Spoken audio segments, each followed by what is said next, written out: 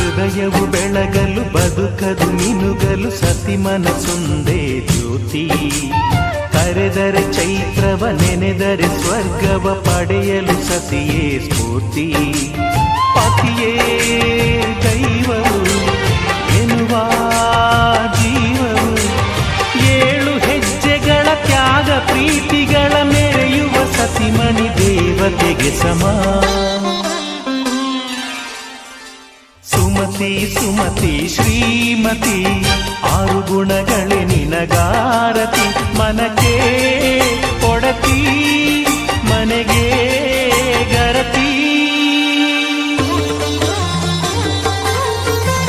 ಕಾರ್ಯೇಷು ದಾಸಿ ಕರಣೇಷು ಮಂತ್ರಿ.